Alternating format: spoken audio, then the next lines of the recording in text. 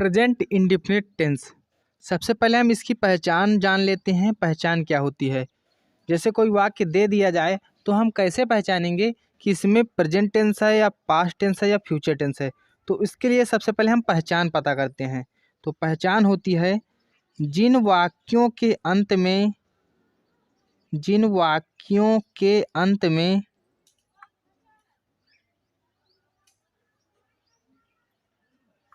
ता है, कामा ती है, कामा ते हैं, आदि शब्द आते हैं,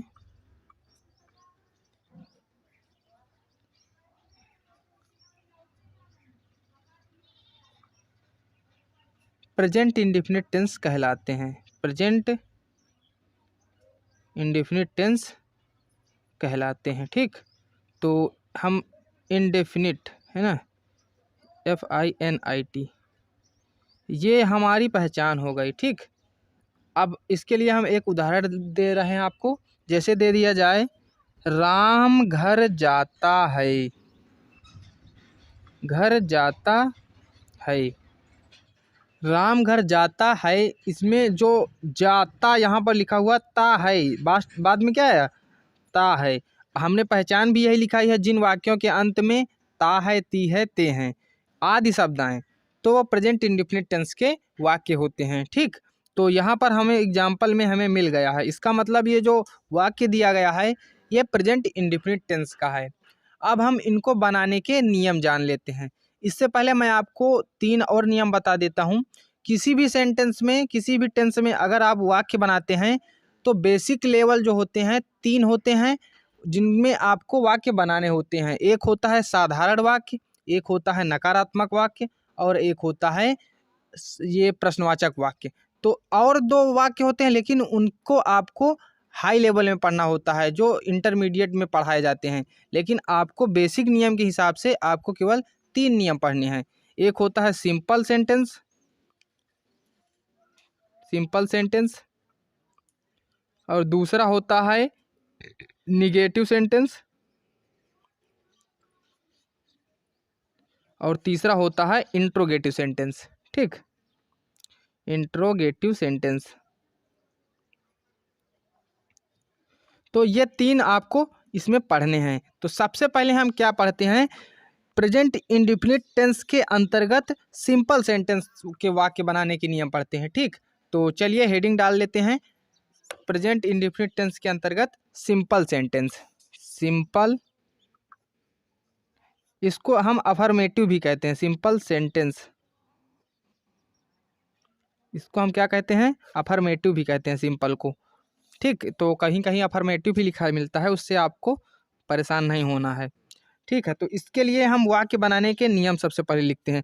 सिंपल सेंटेंस, इसको हिंदी में कहते हैं साधारण वाक्य। साधारण वाक्य। अब साधारण वाक्य आप समझ रहे होंगे। साधारण वाक्य ऐसे वाक्य होते हैं जिनमें ना तो नहीं शब्द आया हो और ना ही क्यों, कौन सा, क्या, ये प्रश्नवाचक शब्द आए, तो वो साधारण वाक्य होते हैं। ठीक, तो जैसे ये साधारण वाक्य दिया गया है राम घर जाता है, इसमें कोई प्रश्नवाचक शब्द नहीं आया है और नहीं शब्द भी नहीं आया है ना। तो ये हो गया साधारण वाक्य। तो साधारण वाक्य बनाने के नियम, तो यहाँ पर हम लिखेंगे वाक्य बनाने के नियम। इसके केवल 2 ही नियम होते हैं, तो उनको भी आप लोग समझें। 2 नियम कौन कौन से होते हैं? पहला नियम, यदि कर्ता एक वचन हो, एक वचन हो तो मुख्य क्रिया में एस या ईएस लगा देते हैं।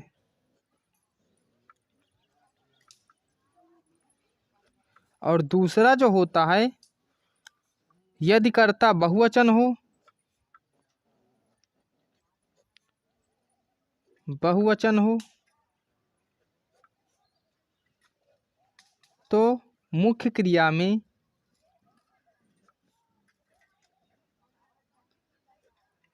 एस या ई एस नहीं लगाते हैं, एस या ई एस नहीं लगाते हैं।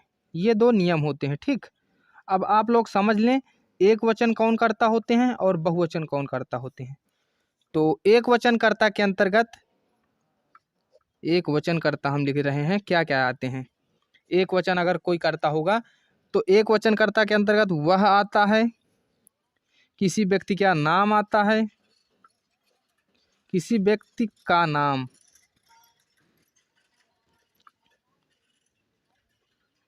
वह किसी व्यक्ति का नाम या किसी जगह का नाम, तो वो एक वचन के अंतर्गत आते हैं, ठीक। और जो बहुवचन के अंतर्गत आते हैं वो बहुत सारे हो जाते हैं। देखिए मैं बहुवचन के अंतर्गत आपको बता दे रहा हूँ। तो वह शब्द के लिए अलग अलग अंग्रेजी प्रयुक्त की जाती है, वो हम आपको आगे बताएंगे। लेकिन बहुवचन भी आप जान लीजिए, वे, तुम, हम, मैं, ये सारे कर्ता जो है बहुवचन के अंतर्गत आते हैं, ठीक। तो अब हम यहाँ पर दो नियम हमने सीख लिया। यदि कर्ता एक वचन हो तो मुख्य क्रिया में एस या ई एस लगा देते हैं, यदि कर्ता बहुवचन हो तो मुख्य क्रिया में एस या ई एस नहीं लगाते हैं। ये हमारे दो नियम हो गए। अब मैं आपको मेथड बताता हूँ जिससे आप लोग वाक्य बनाएंगे, कैसे वाक्य बनाते हैं, ठीक। तो मेथड आप लोग लिख लीजिए, इसको सेट कैसे करते हैं वाक्यों को। तो सबसे पहले हम कर्ता लिखते हैं, फिर इसके बाद प्लस मुख्य क्रिया लिखते हैं, फिर प्लस अन्य शब्द लिखते हैं, अन्य शब्द। बस यही इसमें रूल होता है साधारण वाक्यों में। अब इसको अगर आप अंग्रेजी में बोलें तो कर्ता को अंग्रेजी में सब्जेक्ट लिखते हैं, सब्जेक्ट, SUBJECT, प्लस मुख्य क्रिया को मेन वर्ब कहते हैं और अन्य शब्द को अदर वर्ड कहते हैं, अदर वर्ड, ठीक। अब मान लीजिए हमें एक सेंटेंस दिया गया था, राम घर जाता है। तो इसी सेंटेंस को हम बना के दिखाते हैं आपको। राम घर जाता है, ये हमें वाक्य दिया गया है। तो सबसे पहले हम पहचान करेंगे जिसके द्वारा काम किया जाता है वो कर्ता होता है। तो कौन घर जा रहा है? राम। तो राम कर्ता हो गया, ठीक। हमको नियम के हिसाब से लिखते जाना है। तो कर्ता, फिर मुख्य क्रिया, फिर अन्य शब्द। तो सबसे पहले हम कर्ता की अंग्रेजी लिखेंगे, राम। राम कोई नाम है तो राम की अंग्रेजी राम ही होगी, RAM, ठीक। अब उसके बाद मुख्य क्रिया, जो कार्य किया जाता है उसको मुख्य क्रिया कहते हैं, जिसके साथ ता शब्द जुड़ा रहता है। तो जाता है, तो जाना की अंग्रेजी क्या होती है? गो। तो मुख्य क्रिया हम लिख देंगे गो, ठीक। अब हमने यहाँ पर लिखाया था अगर कर्ता एक वचन है तो एस या ई एस लगा देते हैं। तो राम एक वचन है ना, अकेला है, तो एस या ई एस हम लगा देंगे। तो कुछ शब्दों के साथ एस या एस लगता है और कुछ शब्दों के साथ ई एस लगता है। तो वो रूल आपको भी हम बता देते हैं। फिलहाल इसमें जो है ई एस लगेगा, ठीक। आगे हम पहले इसको और सॉल्व कर लेते हैं। अब इसके बाद जो अदर वर्ड बचा वो घर बचा। तो घर की अंग्रेजी क्या होती है? हाउस। तो यहाँ पर लिख देंगे HOUSE। और यहाँ पर जो है टू का प्रयोग कर दिया जाता है। जब गो के बाद कभी भी अगर कहीं जाने का कार्य किया जाता है तो टू वर्ड का प्रयोग कर दिया जाता है। इसका रूल आगे आपको धीरे धीरे पता चल जाएगा। इसका कोई बेसिक रूल नहीं होता, लेकिन टू के साथ ज़्यादातर ये गोज के साथ टू का प्रयोग कर दिया जाता है, ठीक। अब दूसरा मान लीजिए एक सेंटेंस हम बहुवचन में लेते हैं, बच्चे क्रिकेट खेलते हैं, खेलते हैं। देखिए यहाँ पर ते हैं, बाद में क्या आया? ते हैं, है ना, मतलब बहुवचन आ रहा है। और इसके साथ साथ हमें जो है पता चल रहा है कि ये प्रेजेंट इंडेफिनिट टेंस का है। कहाँ से? ते है शब्द आया है। हमने पहले पहचान लिखाई थी, जिन वाक्यों के अंत में ता है, ती है, ते हैं आदि शब्द आते हैं प्रेजेंट इंडेफिनिट टेंस के वाक्य कहलाते हैं, है ना। तो इसको वाक्य बनाने का नियम हम इसको देखते हैं कैसे बनाएंगे। इसमें हमने आपको यहाँ पर एस या ई एस नहीं बताया था। तो यहाँ पर अगर एक वचन करता हो तो एस या ई एस आप लगा लेंगे, ठीक। ये आपको सेटिंग में लिख लेना है। अगर कर्ता एक वचन हो, जबकि हमने नियम में लिखा दिया है आपको कि अगर कर्ता एक वचन है तो एस या ई एस मुख्य क्रिया में लगा देते हैं, ठीक। अब हम देखते हैं, इसको हल करते हैं। सबसे पहले हम देखते हैं कर्ता क्या है? बच्चे। तो बच्चे की अंग्रेजी क्या होती है? चिल्ड्रेन।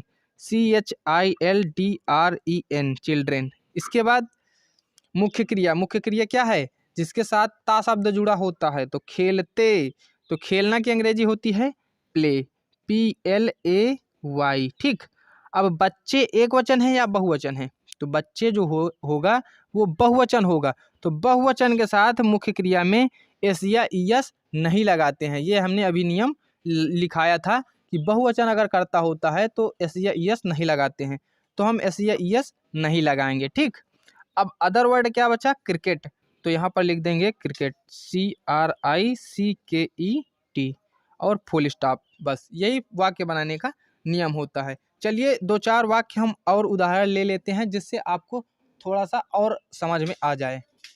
तीसरा वाक्य दिया गया है, कमलेश पुस्तक पढ़ता है।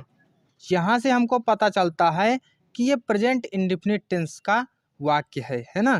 ता है शब्द आया है तो हम पता चल गया हमें कौन सा वाक्य है। अब उसको वाक्य बनाने के नियम के हिसाब से हम हल करते हैं। सबसे पहले हम क्या लिखते हैं, कर्ता, तो कर्ता क्या दिया गया है, कमलेश, तो कमलेश की अंग्रेजी लिख देंगे KAMLESH,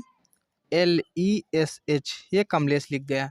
इसके बाद मुख्य क्रिया, मुख्य क्रिया में वही शब्द जो है मुख्य क्रिया होती है जिसके साथ ता शब्द जुड़ा होता है, तो पढ़ता है ना। तो पढ़ना जो हो गई मुख्य क्रिया हो गई। पढ़ना की अंग्रेजी क्या होती है, रीड, रीड मैंने पढ़ना होता है, तो READ, रीड हो गई। हमने पहला नियम लिखाया था, अगर कर्ता एक वचन है तो मुख्य क्रिया में एस या ईएस लगा देते हैं, है ना।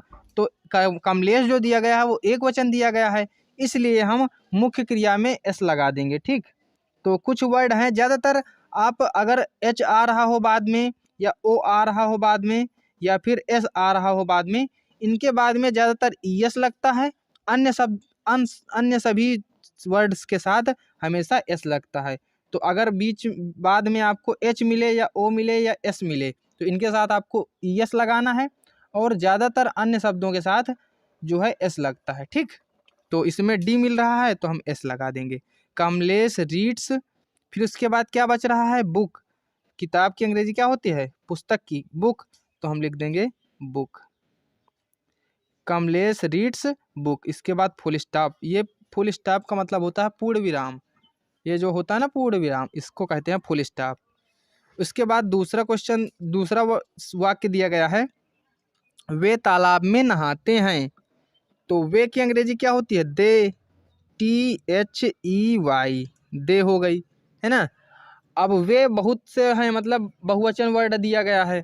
उसके बाद नहाना, नहाना की अंग्रेजी क्या होती है, बाथ, तो BATH, बाथ हो गया, बाथ मीन्स नहाना। अब इसमें एस या ईएस लगाएंगे या नहीं लगाएंगे ये कौन डिसाइड करता है, इसका कर्ता।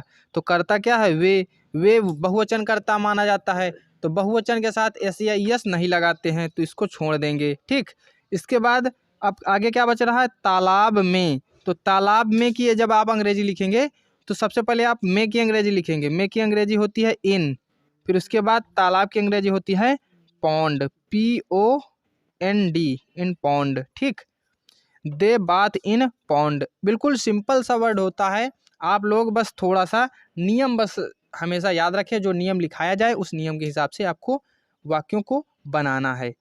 अगला दिया गया है, मैं खाना खाता हूँ, तो यहाँ पर ता हूँ पता चल रहा है प्रेजेंट इंडेफिनिट टेंस है। अभी हम आपको केवल साधारण वाक्य बता रहे हैं, दूसरे वीडियो में आपको हम नकारात्मक और प्रश्नवाचक वो वाक्य बनाना भी सिखा देंगे। ठीक, तो आप लोग हमारे चैनल को सब्सक्राइब कर लें, जिससे आप लोग अंग्रेजी के ग्रामर के जो ये टेंस बनाने वाले होते हैं, वाक्य बनाने वाले, तो वो नियम आप सीख जाएं। चलिए अगला हम वाक्य बनाते हैं, मैं खाना खाता हूँ, तो मैं की अंग्रेजी क्या होती है, आई, और ता खाता हूँ, तो खाना की अंग्रेजी क्या होती है, ईट। इस खाता की अंग्रेजी मतलब इस खाना की अंग्रेजी बोल रहे हैं हम, मतलब भोजन करना, तो उसकी अंग्रेजी होती है ईट। ठीक, अब मैं एक वचन है या बहुवचन है, तो हमने लिखाया था मैं शब्द को बहुवचन में लिखाया था, है ना। तो ये बहुवचन में हुआ, तो बहुवचन के साथ एस या ईएस नहीं लगाते हैं। इसके बाद खाना, ये जो भोजन होता है इसकी अंग्रेजी क्या होती है, इसकी अंग्रेजी होती है फूड, तो फूड, FOOD, डी। इसके बाद कुछ नहीं बच रहा, फुल स्टॉप। अब आप लोगों के मन में ये विचार उठ रहा होगा कि हूँ, है इसकी अंग्रेजी क्यों नहीं लिखी जाती।